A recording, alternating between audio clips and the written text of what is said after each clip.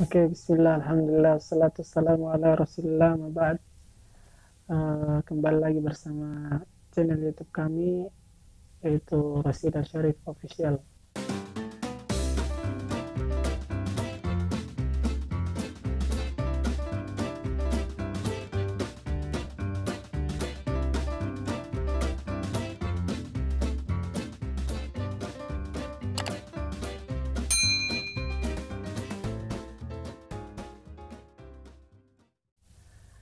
Yang insya Allah akan membagikan pengalaman dan menceritakan berbagai ujian-ujian waktu istri saya melahirkan, dan saya juga akan menceritakan dan berbagi pengalaman bagaimana waktu saya mendampingi istri saya melahirkan. Jadi, tafadhal maskura. Ya, assalamualaikum warahmatullahi wabarakatuh. Jadi teman-teman, sebelumnya kami mohon maaf karena kami baru sempat membuat video ini. Ya, dikarenakan karena eh, melahirkan kemarin dan sudah 1 bulan lebih ini saya sibuk ngurusin baby. Jadi tidak ada waktu untuk membuat konten, dan pada kesempatan ini pun disempat-sempatin saja untuk membuatnya pada saat baby lagi tidur pulas di sana. Ya, jadi langsung saja saya akan menceritakan pengalaman waktu saya melahirkan kemarin.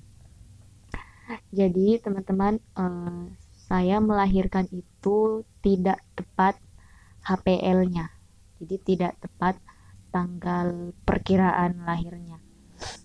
Eh, HPL saya itu kemarin eh, berapa? 26 Juni. 26. 26 Juni. Dan saya melahirkan pada tanggal 1 minggu lebih cepat. 1 minggu lebih cepat, tepatnya tanggal 20 Juni, Sabtu sore. Jadi prosesnya itu sebelumnya saya waktu apa? Minggu ke 36, tepat 9 bulan, saya konsultasi ke dokter kandungan untuk melihat kondisi baby, bagaimana perkembangannya, dan bagaimana ketubannya yang memang sangat rawan. Pada saat saya memeriksa kandungan di usia tepat 9 bulan itu, eh, dokter menyatakan bahwa kandungan saya Ketubannya ketubannya kurang. Tapi insya Allah kata dokter cukup untuk sampai sampai HPL. Jadi dokter hanya menyarankan untuk banyak minum air saja dan makan, banyak makan supaya bagus ini ketubannya. ketubannya. Kemudian selain itu kandungan saya juga itu dinyatakan insya Allah bisa lahiran normal karena posisi Bayinya, kepala bayi bayinya itu sudah berada di bawah. Insya Allah jadi bisa lahiran sudah normal. sudah di jalannya. Sudah berada di jalan lahirnya. Kemudian apa lagi ya? Kemudian saya juga di eh, apa? Dokter juga mengatakan bahwa berat bayi saya itu eh, berapa kemarin? 2,6. 2,6 kilo. Tapi kata dokter karena masih ada berapa berapa minggu lagi? Masih ada waktu 2 minggu sebelum kayaknya. HPL. Jadi dokter memperkirakan masih bisa naik lagi sekitar 2,8, bahkan bisa sampai 2,9. Ya. Jadi setelah itu kami pulang,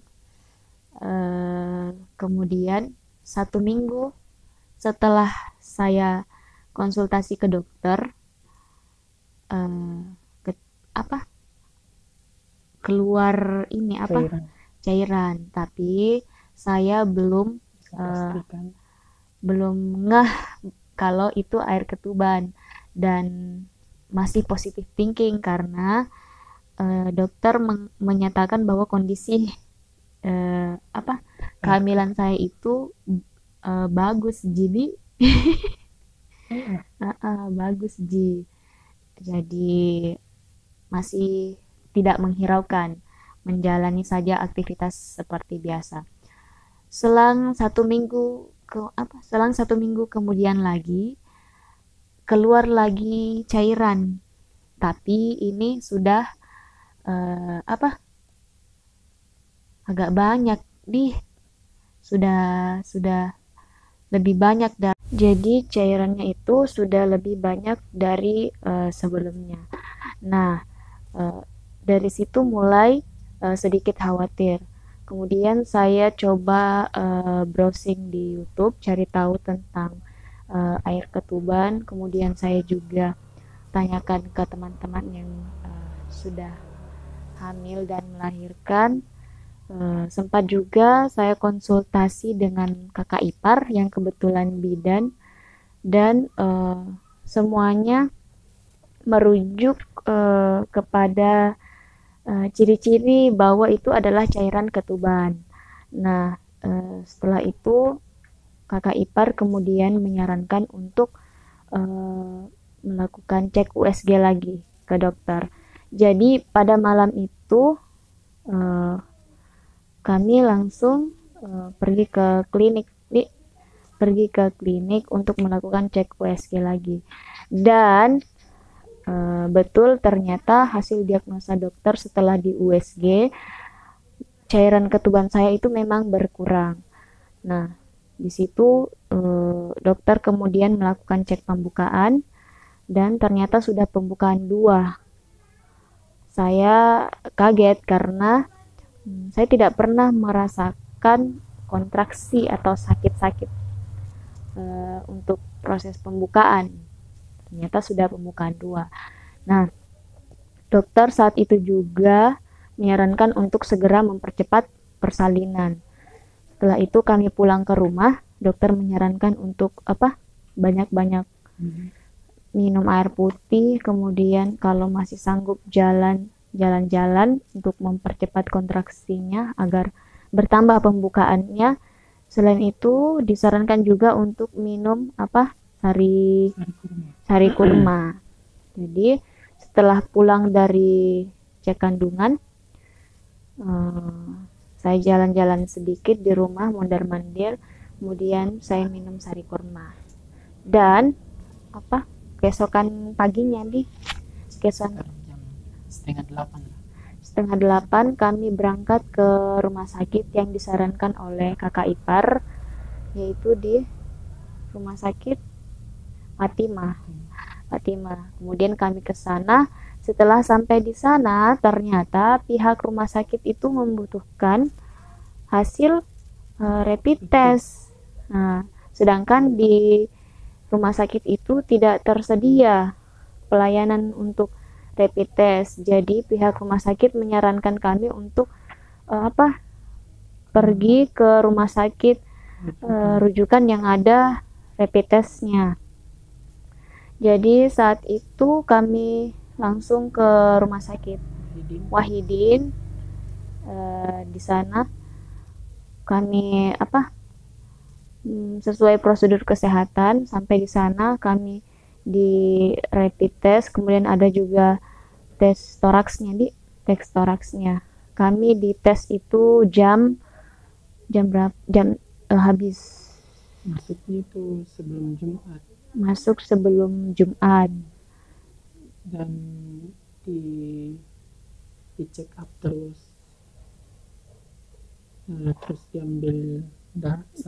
diambil sampel darah untuk rapid test. Kemudian setelah itu beberapa jam menunggu, jam 2 teng itu pemeriksaan toraks lagi, dan hasilnya baru keluar saat jam 11 malam.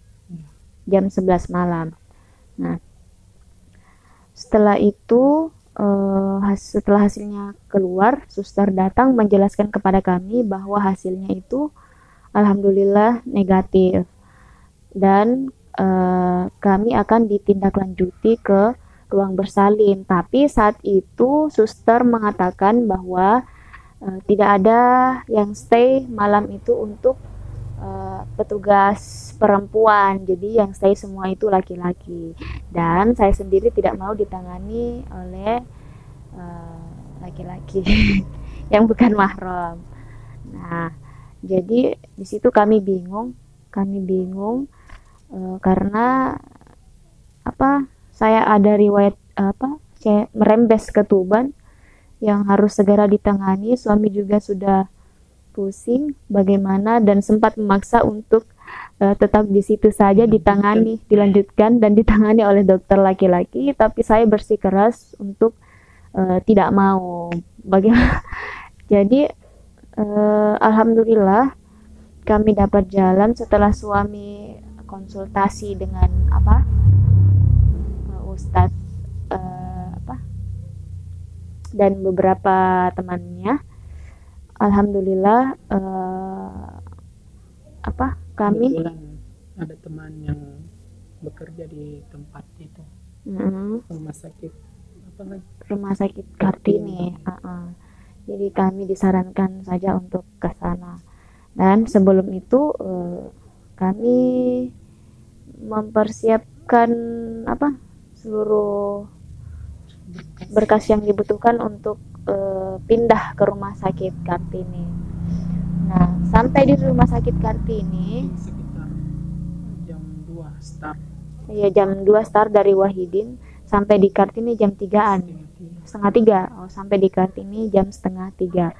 Nah, sama dengan rumah sakit lainnya, rumah sakit Kartini juga membutuhkan hasil rapid test dan juga fototoraks. Ya, dan alhamdulillah ya, karena kami sudah melakukan rapid test dan toraks di Wahidin, jadi kami hanya memperlihatkan hasilnya kepada pihak rumah sakit Kartini.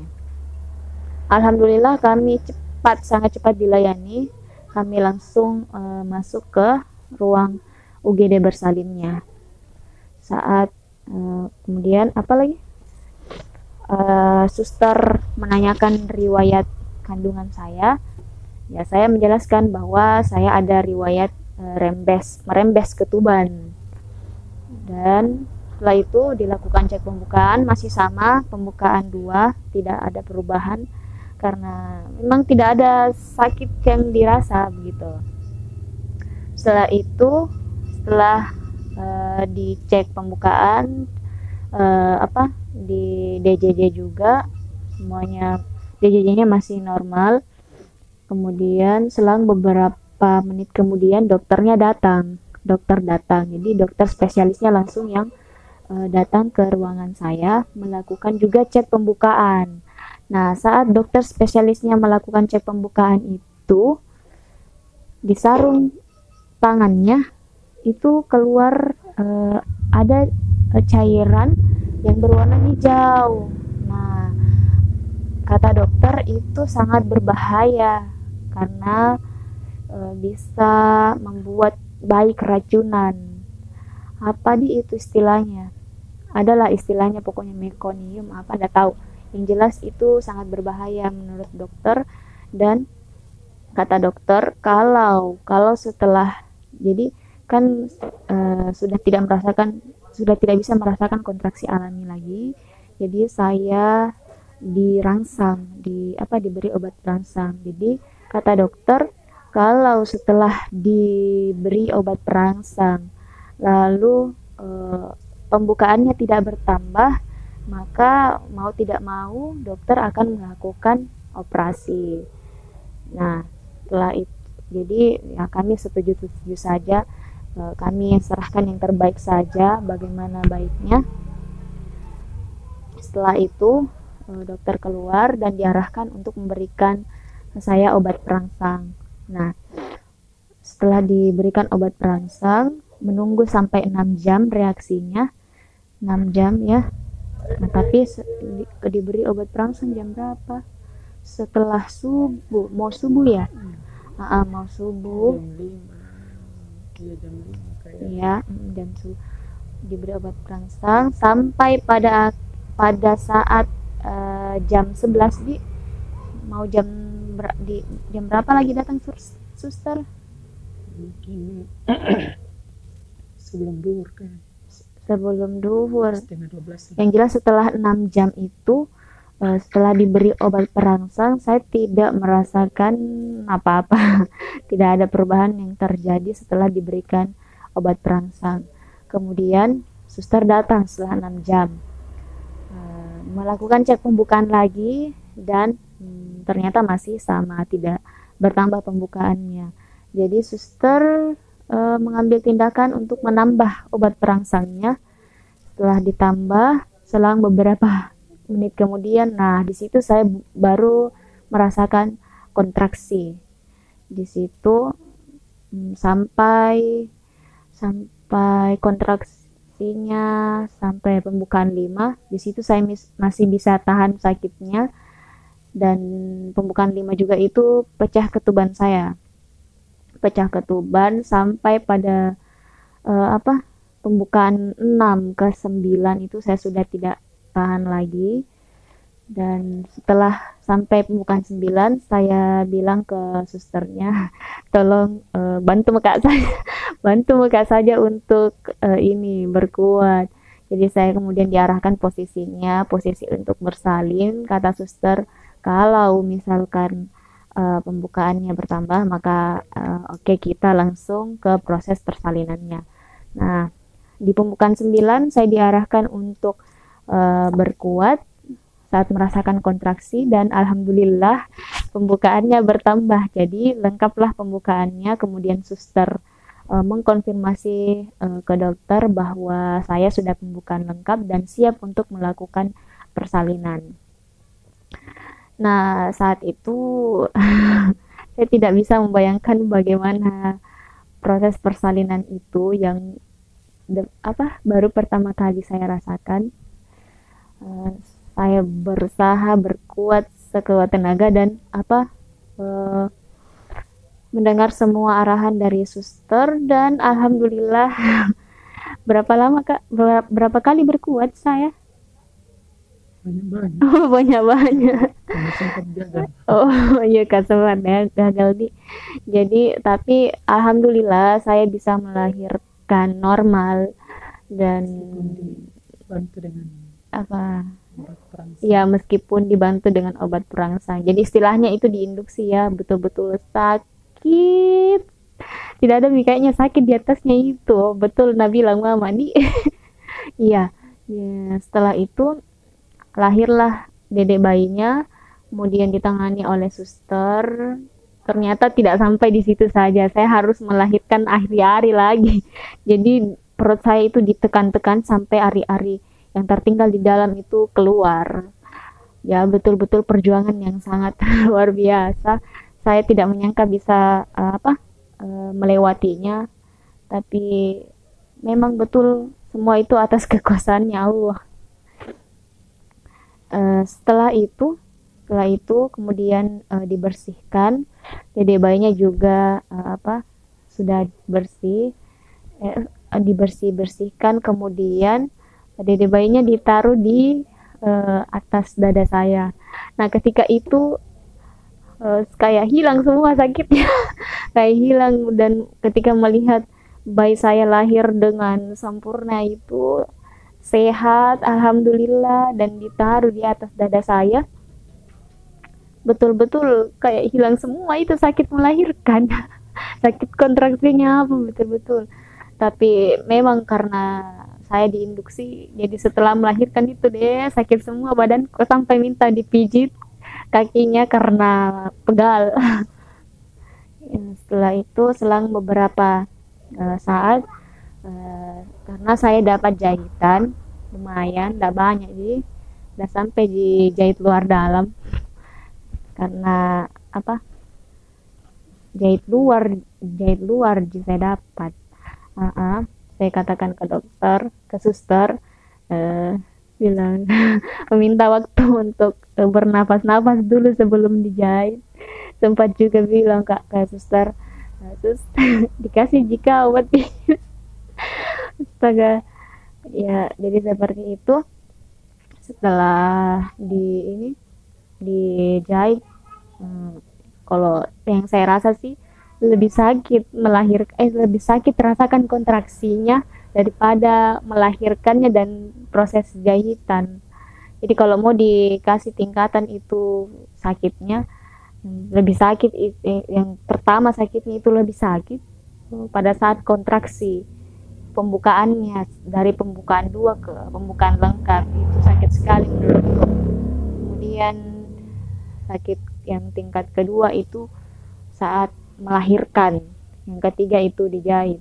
Jadi dijahit itu tidak seberapa menurutku, walaupun dibius dia tapi setengah bius karena masih ada rasa sakit-sakitnya sedikit tapi tidak terlalu sakit digigit semut.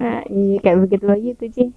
Dan setelah selesai proses jahitannya, alhamdulillah kami dipindahkan di kamar istirahat, dibantu oleh suster, diantar ke kamarnya dan kami nginap 1 malam, sorenya baru pulang. Jadi saya lahiran itu tanggal berapa 20 Juni, hari Sabtu sore jam 15.45. Ya, jam 15.45. Selesai orang sholat. Dan kami pulang saat hari Minggu sore. Hari Minggu sore kami sudah diizinkan pulang. Jadi seperti itulah teman-teman pengalaman melahirkan saya. Betul-betul luar biasa. Kalau kita sendiri bagaimana pengalamannya menemani istri melahirkan? Ya. Kalau saya sendiri pertama-tama saya ucapkan banyak terima kasih kepada ikhwah fillah azanillahu wa iyyakum yang telah membantu dan mensupport kami dalam proses persalinan istri saya. Alhamdulillah teman saya sangat luar biasa ya, respect banget. Insyaallah. Sampai mereka buat jadwal untuk gantian untuk antar jemput. Insyaallah. Jadi itu juga yang tidak bisa dilupakan dari jasa-jasa teman-teman ikhwafillah. Semoga Allah membalas semua kebaikan teman-teman dan semoga Allah memudahkan segala urusan teman-teman. Amin. Amin. Jadi pengalaman saya itu yang bisa kita ambil sebagai laki-laki sebagai laki-laki nih harus tenang. Jadi karena kan di situ banyak banyak yang harus diambil keputusannya semua dari suami begitu. Jadi apapun keputusan istri pasti dikomunikasikan lagi ke suami. Bagaimana ini seperti yang diwahidin kan, istri saya nggak mau kalau dilayani oleh dokter laki-laki, iyalah suster laki-laki. Iyalah. Masa iya kita sudah jaga syariatnya Allah. Iya. Terus kan saya berpikir dalam kondisi itu kan darurat. Jadi di dalam Islam itu Allah alam tidak mengapa kalau saya nggak salah, tidak mengapa, tapi karena istri saya bersikeras untuk tetap tidak mau dilayani oleh dokter laki-laki, jadi terpaksa saya coba hubungi teman-teman, kerabat-kerabat yang punya mungkin kenalan, sampai saya juga menghubungi murabbi saya, guru saya, meminta pendapatnya. Jadi itu sih, teman-teman harus berpikir jernih dalam memilih tindakan. Mm-mm. Kalau dari laki-lakinya pengalaman yang saya dapatkan begitu, tapi kan Allah sudah mengatakan di dalam Al-Quran tuh Fa'in. ar-rijalu qawwamuna Oh 'alan ya. nisa, di laki-laki itu pemimpin wanita. Jadi Terus memang laki-laki itu sudah ada fitrahnya untuk eh, bisa tenang dalam mengambil keputusan yang pernah saya dapat. jadi tenang dikit kemarin itu. Iya, sempat tenang dan saya coba tenangkan Oh, diri. coba tenang. Bahkan Berarti tidak sudah tenang, tapi mencoba tenang. coba tenang, dan karena kan pada saat itu sempat banyak masukan dari teman-teman, jadi betul-betul saya harus tenang dalam mengambil keputusan begitu. Ya sampai apalagi ini kan menyangkut eh, apa menyangkut nyawanya istri saya kan, Oh. gitu. Jadi alhamdulillah berkat arahan dan bantuan dari teman-teman, dari guru-guru kami, alhamdulillah saya memutuskan untuk pindah rumah sakit ke rumah sakit Kartini. Kartini.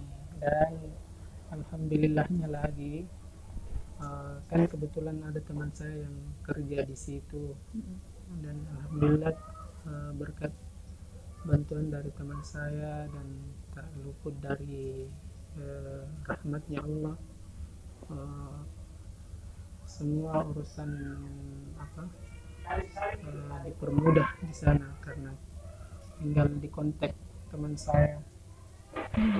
Dan sempat sih ditanya-tanya, bilang kenapa begini, kenapa pindah rumah sakit. Karena kan di Wading sebenarnya lebih bagus, tapi sebenarnya alasannya bukan karena tempatnya. Wading sangat bagus, cuman alasannya kan itu yang tangani tidak ada yang ceweknya begitu, bukan mahramnya. Jadi kami memutuskan untuk ke Kartini, dan setelah itu mungkin sekitar jam 2:30 ya, dan itu pun diantar sama temannya kakak, ada tetangga. Alhamdulillah. Jadi memang luar biasa sekali di perjalanan melahirkan, tak banyak sekali orang yang terlibat. Banyak sekali orang yang dibebankan. Sebenarnya sih berat untuk untuk memberikan beban untuk teman-teman, tapi apalah daya kami. Jadi alhamdulillah diantar sama tetangga, kebetulan ada mobilnya dari Wahidin ke Kartini. 2:30 itu kita masuk, terus berkasnya diperiksa dulu, terus dokternya lagi periksa lagi. Mungkin ya 2:30 lewat lah, akhirnya istri saya diperbolehkan untuk masuk ke IGD. Dan Sampai di Kartini bagaimana perasaan tak? Sedikit lega. sampai di Kartini agak lega, karena alhamdulillah diterima. Sempat mencari opsi lain kalau misalnya di sana tetap tidak diterima, tapi alhamdulillah diterima. Jadi kami tetap untuk melanjutkan di situ ya. Terus lanjut ke saat apa kita temani Kak kontraksi. Tentunya terjadi kontraksi, bagaimana perasaan? Itu baru pertama kalinya saya mendampingi orang melahirkan, dan baru pertama kalinya saya melihat orang melahirkan. Iya. Ternyata begitu perjuangannya seorang ibu ya, luar biasa sekali. Jadi buat teman-teman yang mungkin merasa ibunya tidak ada sumbangsi sama sekali, kepada teman-teman, justru teman-teman salah, karena menurut saya pada saat proses lahiran saja kita belum bisa untuk menggantikan jasanya seorang ibu. Proses hamilmu saja. Hamil saja luar biasa. Mm. Jadi betul-betul memang istri saya sempat down, dan saya terus berikan semangat dan tidak lupa mengingatkan wejangan dari mertua. Ya apa itu jangannya? Wejangannya itu jangan pernah mengeluh, Oh ya. jangan pernah mengeluh sakit, karena katanya kalau susternya sudah lihat kita mengeluh banget begitu, terpaksa Ambil suster tindakan mengambil untuk tindakan jadi operasi. mungkin lebih cepat ditangani gitu. Jadi saya mensupport terus istri saya. Iya sempat nak bilang di SMA saja. Saking sakitnya itu diinduksi, masya Allah, luar biasa sekali memang. sempat dia bilang anu saja apa namanya, Tiup-tiup ki bu. bukan itu, ya, SC saja. Iya sempat bilang istri saja Pak. Saat pembukaan berapa itu di? Bukan, pokoknya mulai pembukaan Waktu pecah 5 ketuban nih. 5 Iya. ke atas itu mulai Waktu sudah pecah ketuban. parah-parahnya itu. Dan karena kan sempat juga adiknya datang, sempat juga mendampingi waktu gantian untuk mau sholat. Jadi setiap mau sholat gantian lagi begitu sama adiknya. Dan alhamdulillahnya juga waktu masih di IGD itu masih bisa bergantian jaga, tapi maksimal 2 orang. Terus gitulah sampai asar, sampai alhamdulillah istri saya mendengar apa katanya suster, ya disuruh tiup ibu. Ya alhamdulillah semua petugas di rumah sakit Kartini itu masya Allah, terima kasih para suster yang sudah sangat sabar dalam menangani proses lahiran saya. Semuanya baik-baik di sana, masya Allah, alhamdulillah. Iya, alhamdulillahnya juga saya dipertemukan sama teman angkatan SMA saya di sana. Ternyata ada teman saya kerja di sana, tapi waktu itu dia shift pagi kalau tidak salah.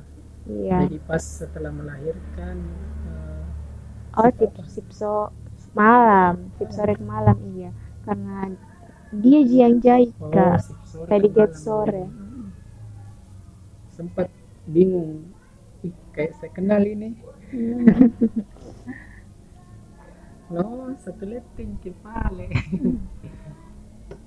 Jadi waktu lahir bayi kan kita yang lihat, saya tidak lihat memang Tommy bagaimana lahirnya. Saya lihat semua darah-darahnya, saya lihat hari-hari ini, saya lihat waktu bayinya masih di pintunya, saya lihat kepalanya masih, saya lihat semua. Dan ternyata begitu dia perjuangannya seorang ibu. Dan waktu kita dengar nih lahir bayi dan menangis nih, bagaimana perasaan tak? Senang banget ya. Senang sekali, karena apa di tidak bisa diucapkan rasa syukurnya begitu. Jadi hikmah yang bisa diambil dari proses lahiran tak ini bagaimana nih? Mungkin bisa dibagikan kepada teman-teman. Hikmahnya tidak semua yang memiliki anak maksudnya diberi hak kehamilan, misalnya diberi apa nih gimana misalnya Apa kita bilang grogi nih karena baru lagi apa, Bikin konten bikin konten. 1 bulan lebih di Indonesia ulang. Jadi kesimpulannya atau hikmah yang bisa kita ambil, tetap saja ikhtiar, yang belum Ya. punya anak tetap ikhtiar,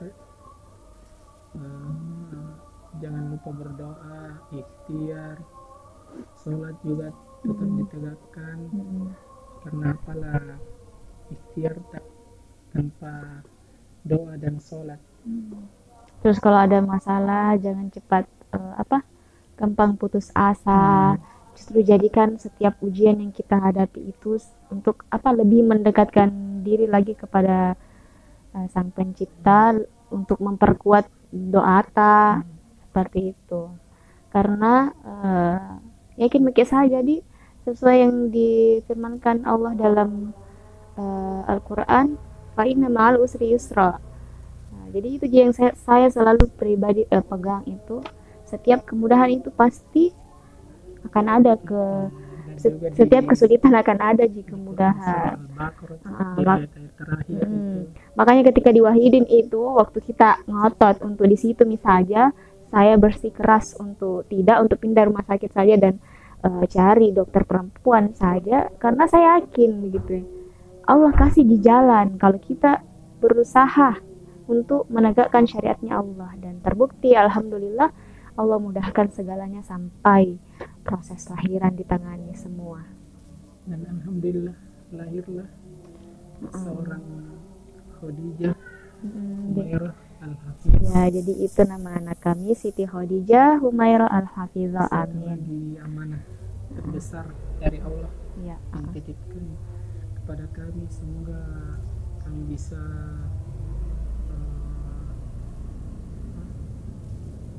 menjalankan amanah sesuai dengan perintahnya. Semoga menjadi aset-aset akhirat kita. Dan buat teman-teman tetap semangat, karena waktu sudah memasuki isya.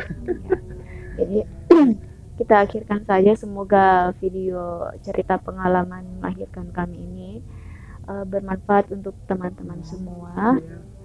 Dan perlu teman-teman ingat, kami buat ini bukan untuk ajak pamer, bukan ya. Tapi kami hanya sekedar ingin berbagi yang semoga saja bisa bermanfaat untuk teman-teman. Siapa tahu mentara hamil dan ingin melakukan proses persalinan juga. Mungkin juga sementara berjuang, tetap semangat, insya Allah. Ya. Jadi mungkin cukup sekian dari video kami kali ini. Ada benarnya datangnya dari Allah. Adapun kesalahan tentunya dari diri pribadi kami. Hadanallahu wa iyyakum ajmain. Assalamualaikum warahmatullahi wabarakatuh. Terima kasih.